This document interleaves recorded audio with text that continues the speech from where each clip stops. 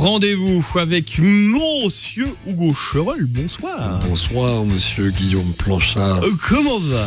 Ça va bien, j'espère que ton lapsus sur le vieux monsieur, c'était pas pour moi. Je te regardais peut-être, qui sait, mais je m'en excuse en tout cas. Eh ben donc le hasard a bien fait les choses ce soir pour Fanny, c'est ça? C'est ça, exactement. Salut à toi, cher auditeur de Sun, qui te dit comme moi qu'un mammouth laineux, c'est dur à peigner. Cette parenthèse glacio-paléontologique refermée, si aujourd'hui je te dis, Guillaume, en 1 comme à pyramide, on peut aller à la Bourboule pour en suivre une. Bah oui, The Cure, la Cure. Oui, The Cure, ce groupe qui m'accompagne depuis si longtemps. De vilains détracteurs disent que les Cure, c'est un groupe qui traite du mal-être adolescent et de la pluie, et ils en veulent pour preuve que Robert Smith ressemble à un gros bébé mouillé. En fait, les Cure, c'est juste un monument de la musique que l'on rattache souvent à ce courant nommé Cold Wave, ou vague froide, qui nous distille de la joie de vivre, comme Cocteau Twins, Sisters of Mercy ou Joy Division. Bien que Robert Smith rejette cette étiquette. Fondé en 1976 par Robert Smith, donc, qui joue de la guitare depuis 14 ans, The Cure vient de la ville de Crawley, dans le Sussex. C'est en 1979, suite à la rencontre avec Chris Parry, un producteur de chez Polydor, que les Cure, alors composés de Robert Smith à la guitare et au chant, de Lol Tolhurst à la batterie et de Simon Gallup à la basse, vont sortir une première maquette et leur album Three Imaginary Boys. La chanson Killing an Arab, inspirée du roman d'Albert Camus, L'étranger, et surtout Boys Don't Cry, les amène très rapidement au succès que l'on sait et qui leur fait vendre 30 millions de disques depuis le début de leur carrière quand même. Ce qui est pas mal du tout. Ouais, ce qui est pas dégueulasse. Puis en 80, 81, 82, 84, ils sortent avec une extrême régularité une série de perles bien cold. 17 Seconds, Faith, Pornography, The Top. Et Mathieu Hartley quittera le groupe assez tôt du fait de certaines tensions pendant des tournées. La basse fortement mise en avant, les percussions d'une froideur chirurgicale et les mélodies atmosphériques et mélancoliques de Simon Gallup leur font acquérir leur lettre de noblesse. Un article de plusieurs pages consacré au texte de Robert Smith en 85 relevait que les mots froid, noir, nuit, tuer, mort, mourir, perdre, se perdre, saigner, sang, tomber, chute, feu, brûler, rire, cri, yeux, bouche reviennent très très souvent. Joli programme. Alors écoutons ce que ça donne de suite et arrêtons-nous sur un extrait de At Night, une très jolie chanson issue de 17 Seconds et très représentative du style des Cure de l'époque.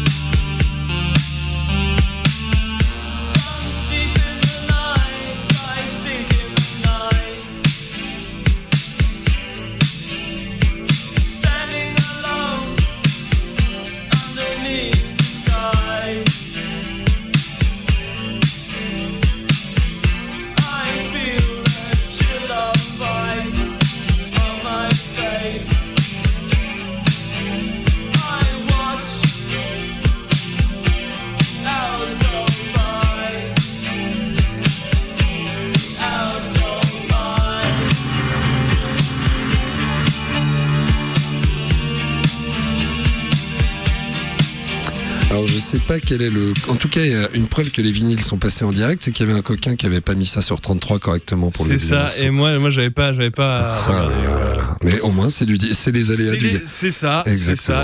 Mais c'était pour prouver justement qu'on passait bien les vinyles en direct. Exactement, voilà. Comment on pouvait prouver mieux que ça?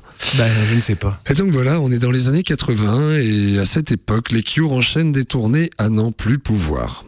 Puis en 1985 sort The Head on the Door, la tête sur la porte, avec les tubes In Between Days ou Close to Me qui a inspiré Mathieu Chédid qui l'a repris. D'ailleurs Mathieu Chédid il a pas l'air inspiré que par Que parle le morceau, vu que la coupe de cheveux était pas loin. C'était alors leur apogée, et à cette époque où fleurissaient les crêpeurs, on voyait des coiffures Robert en pagaille dans la rue. Coiffure dont Tim Burton s'inspira pour le personnage d'Edward aux mains d'argent. Et les Cure rencontrent Tim Pop, rencontre assez importante vu que c'est lui qui réalisera leur clip, dont le très célèbre Lullaby de l'album Disintegration 1989, où Robert se fait tisser tout plein de toiles d'araignée autour de lui dans son lit. C'est complètement glucose. C'est l'époque aussi où ils font des tournées internationales, Amérique du Sud, etc. Et c'est aussi l'époque où Tollerts, le batteur, se fait virer par Robert Smith, car il est devenu ingérable à cause de ses problèmes d'alcool. D'ailleurs, forcément. Bah oui. Il n'y a pas qu'en Mayenne qu'on a des problèmes d'alcool. D'ailleurs. Alors là, mais ça me fait extrêmement mal, vieux monsieur. D'ailleurs, Robert va en connaître aussi des problèmes d'alcool, ce qui expliquera sa transformation physique, où on le voit bouffir assez rapidement façon Depardieu. En 1992, la sortie de l'album Wish continue de trouver les curistes fidèles au rendez-vous, mais le public s'accorde pour dire « c'était mieux avant, ma bonne dame ». Ils sortiront 4 albums studio entre 1996 et 2008, mais ils n'ont plus le succès légendaire d'avant quand même. Mais ça ne les empêche pas de faire de la scène sur laquelle ils reviennent volontiers.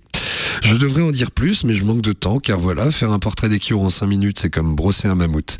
Et sur ce, cher auditeur et cher Guillaume, je vous propose de nous quitter sur Three Imaginary Boys, en hommage aux 3 garçons bien réels qui sont Smith, Dempsey et Tollerts, qui les ont fondés. Et je vous souhaite bien sûr une excellente fin de journée, et je vous dis à la semaine prochaine pour quelque chose de très différent. Bah oui, forcément. Bah merci oui, forcément. beaucoup. Bonne semaine. À très vite. À très vite. Bisous. Ciao. Au revoir.